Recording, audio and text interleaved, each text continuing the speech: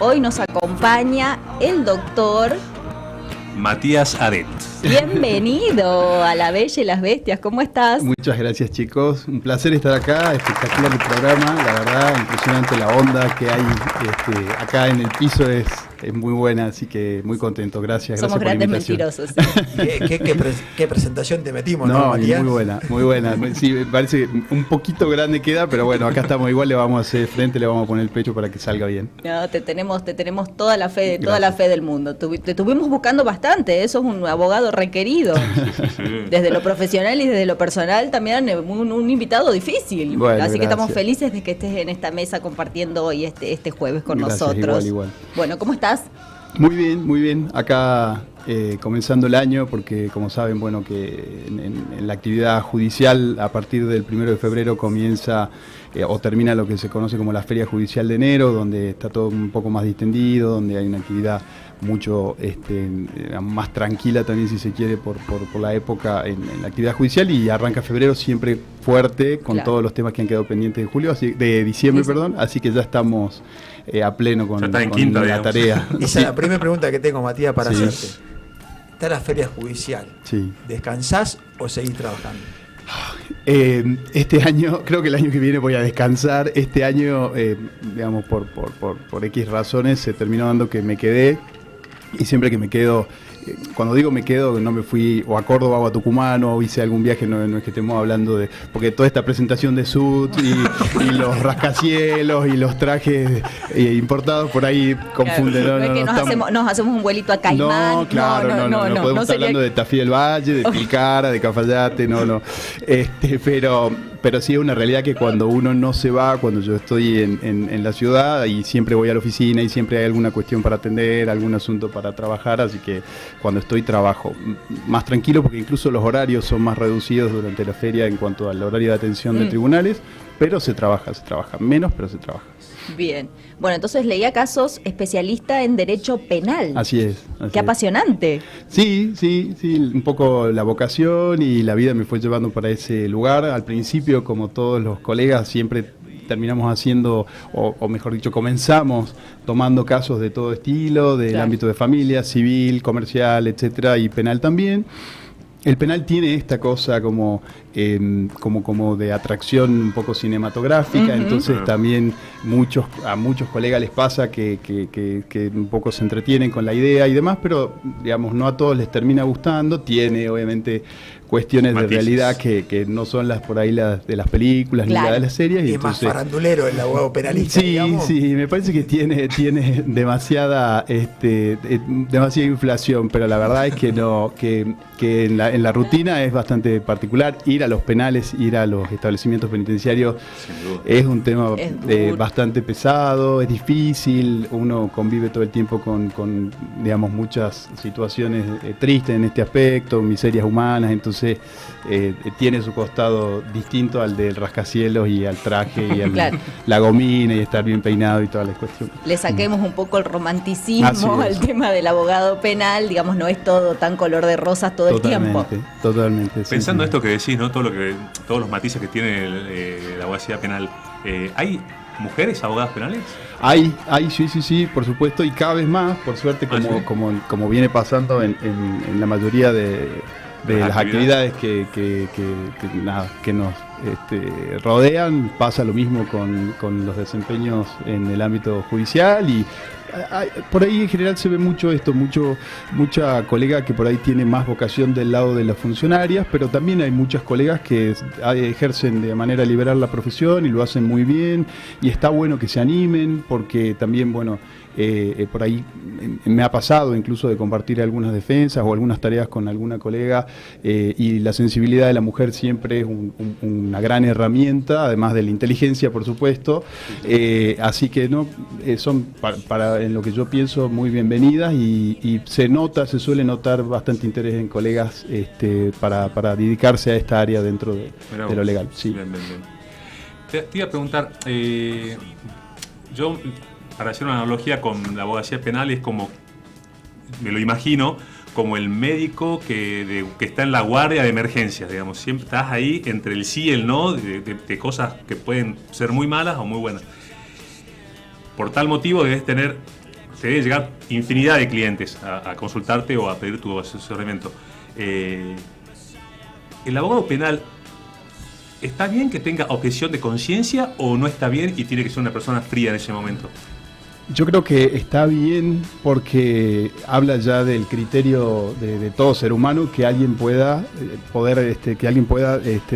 si se quiere dirimir entre una cuestión y otra, que no todo le da igual, porque si a una persona le da igual todo de todo y ya arrancamos medio complicados, ¿no? Porque es un tema difícil. Con lo cual está bien, no me parece que tenga que ser algo de manera constante o que tenga una situación automática donde uno esté todo el tiempo objetando casos, porque pasa, ¿no? Hay algunos colegas que deciden ejercerlo de ese modo o deciden justamente rechazar muchas tareas por esta posición.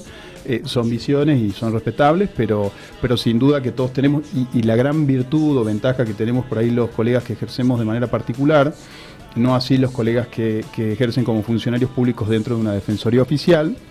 Nosotros podemos elegir el caso que vamos a tomar y que vamos a ejercer, y que lo mejor que me podría pasar, como pasa con un médico, es que el profesional que va a atender mi asunto, mi problema, el inconveniente que yo estoy teniendo de índole legal, lo haga convencido de que me puede ayudar. No que se le presente alguna duda o algún resquemor al respecto, y sería yo un agradecido de que si eso le ocurre, diga, prefiero dar un paso al costado, ¿no? Totalmente. Bueno, siguiendo con este paralelismo que hizo Nico del médico, que decíamos, tuvimos un invitado médico hace poquito tiempo que yo le decía, ¿cómo haces para despegarte de un paciente que fallece o de que no se te agotan las herramientas para poder ayudarlo? Entiendo que debe ser también difícil lograr esa distancia y no lograr un involucramiento con el defendido.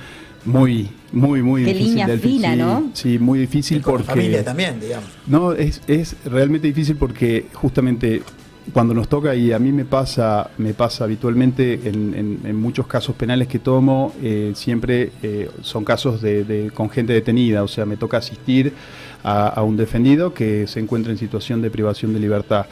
Con lo cual eso provoca que uno tenga mucho roce, mucho contacto, mucha conversación y encuentros, reuniones, etcétera, con familiares de esta persona, claro. No solo con esta persona, que se comunica con uno cuando puede, en los horarios permitidos dentro del establecimiento penitenciario, pero a la vez después te llama la madre, la esposa, los hijos, los hermanos, y entonces uno convive con esa situación de angustia familiar constante que es muy difícil después entender. Sirve también uno para agradecer, ¿no? Yo soy papá de 2 chicos, tengo un hijito de 6 y una nena de 3, entonces, de 7 ya desde enero, entonces sirve cuando uno llega a casa poder valorar y aceptar un poco que es la realidad, que es la historia que toca, y poder agradecer también de lo que uno tiene, del contacto con la familia, además sirve para todo, pero es pesado, es bastante pesado espiritualmente. Ayuda a poner todo un poco en perspectiva y las cosas en su lugar. Calculo Totalmente. Que si no te cae una ficha teniendo esa cercanía con estas situaciones tan complejas, si no te ubicas un poquito en la palmera, estamos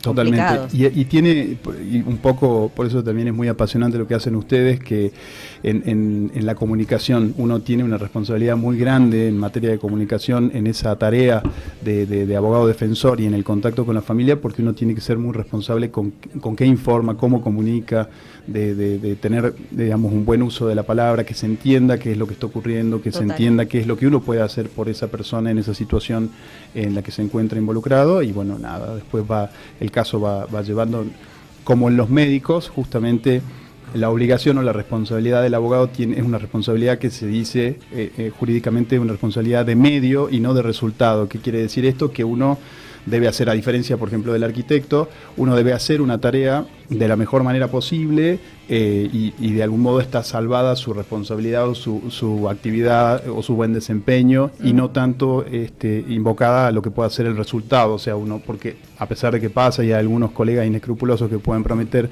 un resultado determinado, que además de que es incorrecto, no forma parte de la obligación o del deber que uno asume cuando ejerce este rol de defensor, ¿no? Matías, vos, porque trabajás en esto, convivís todos los días, en estos últimos años, ¿hay un crecimiento de demanda hacia tu trabajo o no?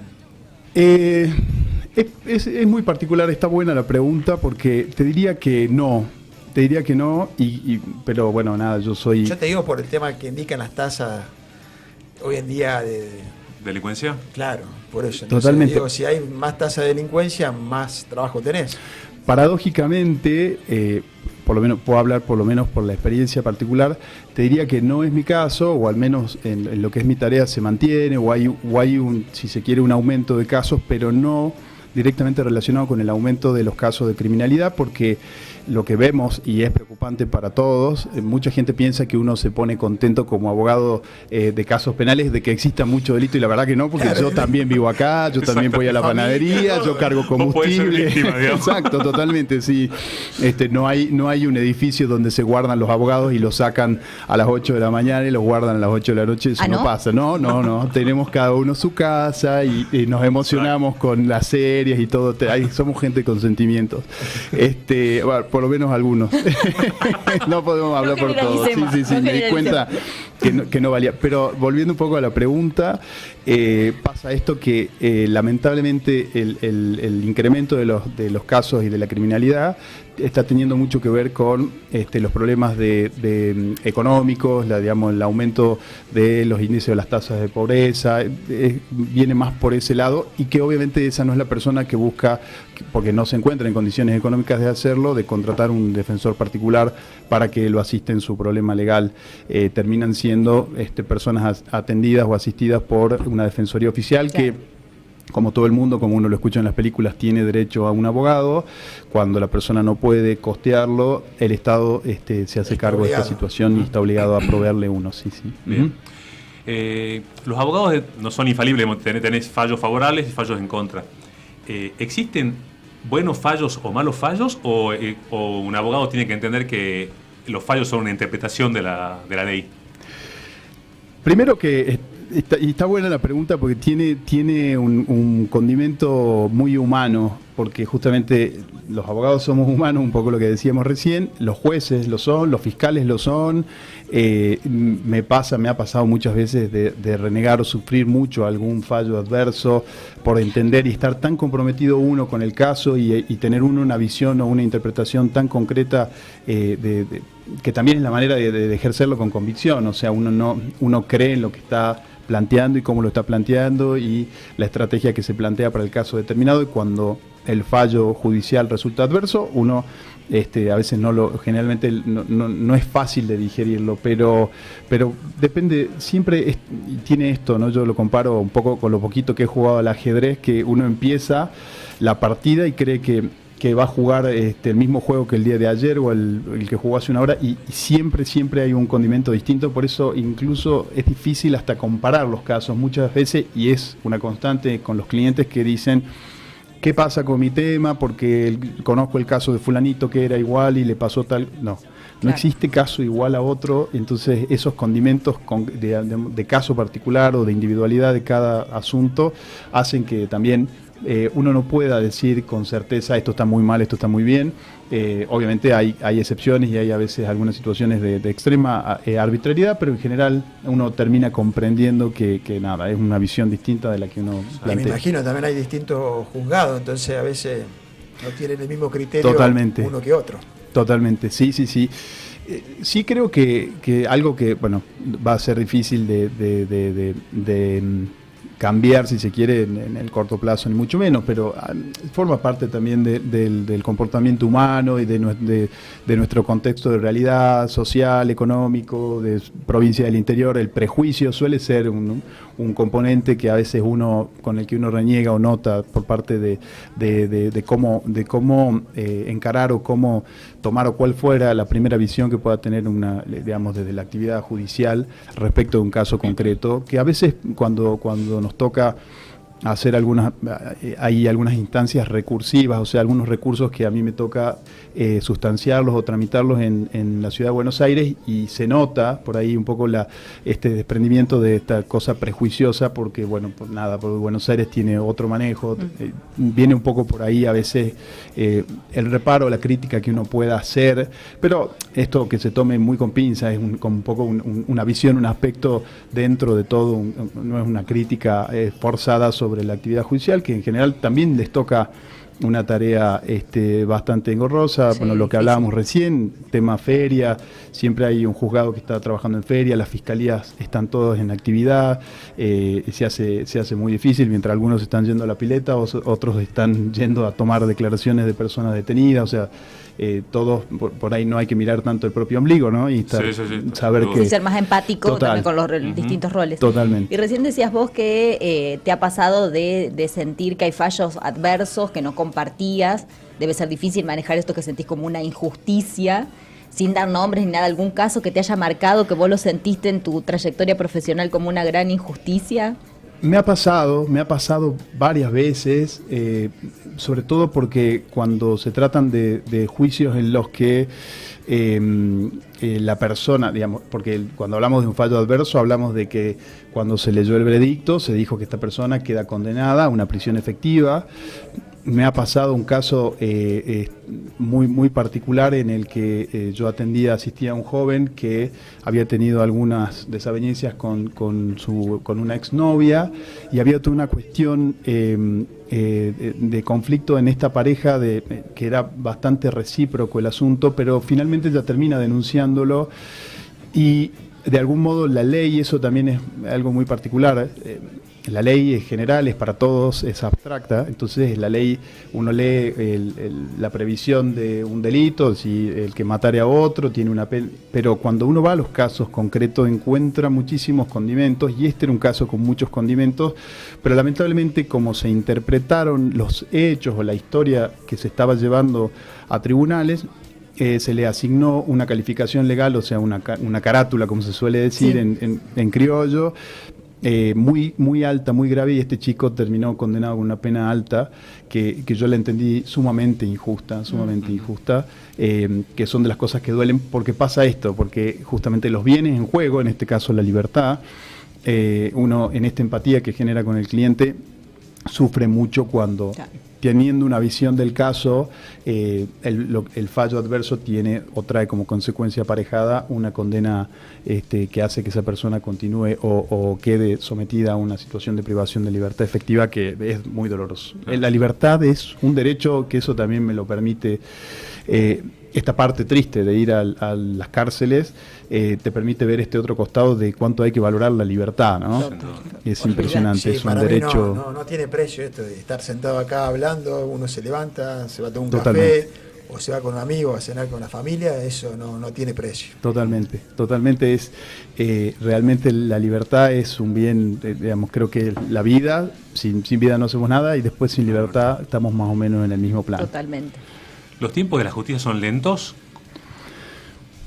También tiene mucho de relativo. Sí es cierto que siempre está faltando, en términos de recursos humanos, cubrir muchos aspectos. También tenemos a veces existen hoy muchos juzgados, no muchos, pero hay algunos juzgados en el ámbito penal que se encuentran acéfalos, vacantes, donde quien era el juez titular renunció al cargo, entonces hay un juez que lo suple, pero ese juez que lo suple también tiene su juzgado de cuál es titular, los secretarios, entonces siempre hay una tarea de trinchera, si se quiere, donde se está tratando de resolver o atender todos los casos particulares. No hay una justicia perfecta, porque sigue siendo justicia de los hombres, y eso también puede provocar algunas demoras en la tramitación de un caso. Es justamente un derecho que toda persona, todo justiciable, toda persona sometida a un trámite de índole penal, un derecho que tiene, que es a ser juzgado en plazo razonable. Y bueno, ahí también a veces entra a jugar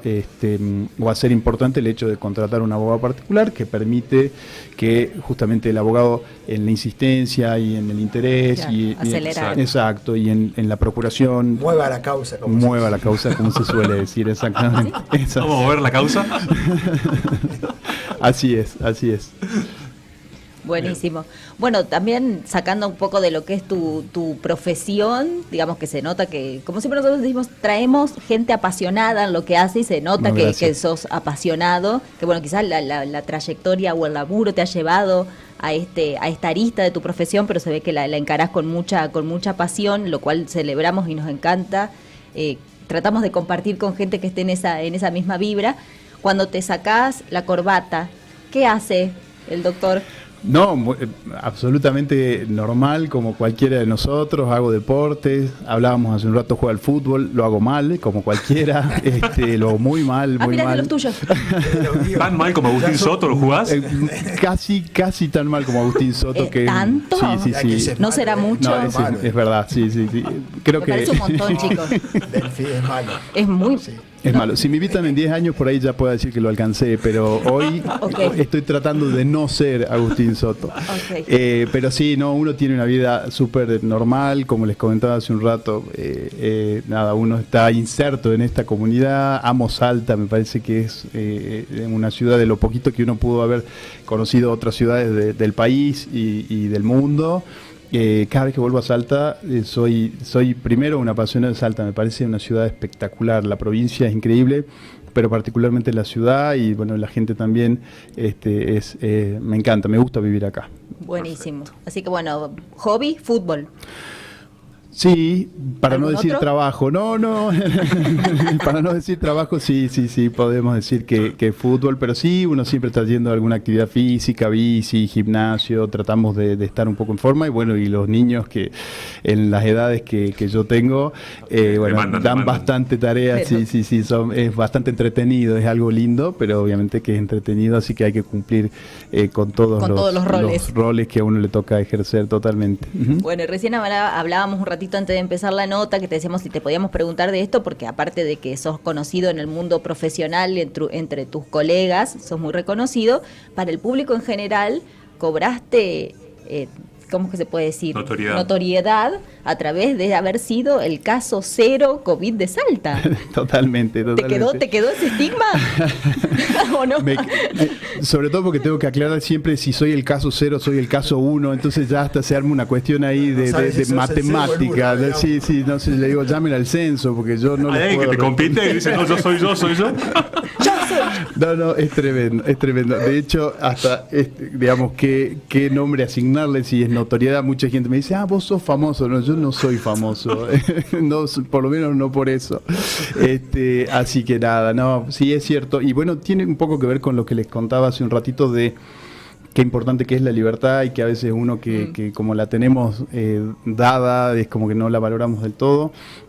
Y a mí me pasó que digamos, en el conjunto de las cosas que en ese momento fueron muy trágicas, marzo del 2020, cuando empieza toda esta locura, yo tuve que estar 24 días internado, aislado, era la única persona en estas condiciones, a los poquitos días o en esas mismas horas. No se sabía prácticamente nada. Nada, tal cual. Pero costó bastante, o sea, hizo falta que nos enfermáramos muchos en todo el mundo para que se entienda que estábamos hablando de una enfermedad, que estábamos hablando de un problema de salud. Totalmente desconocido en ese momento, nadie sabía para dónde correr y qué hacer. Totalmente. Volvemos también al tema de la comunicación. Yo siempre critiqué un poco, que no era seguramente con mala voluntad ni con malas intenciones, pero esta metáfora que se usaba para hablar del COVID como que era una guerra, como que era una batalla, que se estaba ganando, que se estaba perdiendo, que estábamos... Entonces uno le ponía un mote bélico al asunto, y en ese mote bélico, ¿qué pasaba? Que las personas que estábamos contagiadas éramos el enemigo, básicamente. Entonces tenía todo un componente mal, totalmente. Se hicieron memes de míos diciendo ¿dónde estará Matías Adel? Lo estoy buscando, se fue del grupo, se unió al grupo. Esos memes los tengo. Todavía los tengo, sí. Qué bueno que hoy te puedas reír, pero en ese momento debe haber sido muy duro, atravesar por todo eso. Totalmente, porque bueno, uno es un poco de resiliencia, uno tiene que también tratar de sobreponerse a estas situaciones, que en ese momento fue mega trágico, es una situación muy triste vivida, sobre todo porque el motivo por el cual yo vuelvo al país de manera subrepticia, yo corto un viaje que estaba llevando adelante, es porque mi papá se había agravado en su situación de salud, e incluso yo mientras me encontraba aislado e internado, mi papá fallece, entonces estaba todo muy relacionado, este agravio gratuito que yo venía recibiendo, como si hubiera hecho algo fuera de lugar, junto con el problema familiar y toda la cuestión en el medio, entonces fue realmente duro. Combo, pero un montón. Bueno, nada, como les digo, un poco la resiliencia hace que uno se sobreponga a estas situaciones, porque bueno, hay que seguir, siempre hay que seguir. Totalmente, bueno, sacar algo bueno y más fortalecido. Totalmente. Bueno, perdón que te saque nuevamente de tema, pero se ha generado acá un debate en YouTube Juan Garay Cochea manifiesta que Novara es peor que Soto. ¿Esto es correcto? Es correcto, sí. Hay gente peor que Soto jugando fútbol. Pero qué difícil. Eso, así como se pelean por ser el caso cero, se están peleando por cuál es el peor. Me gustaría ver un video de Novara. Lo más chistoso de toda esta nota es que están hablando del jugador de fútbol, no de todos los otros temas que habló.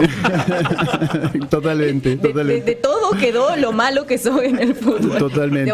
Chicos, el Zócalo. A ver, podemos poner Matías Adet, el peor jugador de fútbol. Canoni y Matías. Tengo que volver con una camiseta de fútbol para la próxima. Canoni, Matías es argentino. Ojalá mi hijo no vea esta nota porque es un apasionado del fútbol y si ve que su papá no es tan bueno como él cree, estamos en problema. Sí. Los chicos creen que uno es Batman y no. Exactamente, que Messi, sí, papá. Que andamos por ahí. Andamos en la misma liga. Tal cual. Bueno, Matías, la verdad que ha sido muy apasionante la charla, creo que hay para hablar un montón de cosas. A mí me hubiese encantado que cuentes un poco las experiencias en la cárcel, me parece todo un universo paralelo, que también hay que sacarle un poco el romanticismo de lo que uno ve en las películas, me parece que es otra la historia, pero bueno, siempre nunca faltará oportunidad de volver a traerte y de seguir charlando estos temas que la verdad que nos apasionan a todos.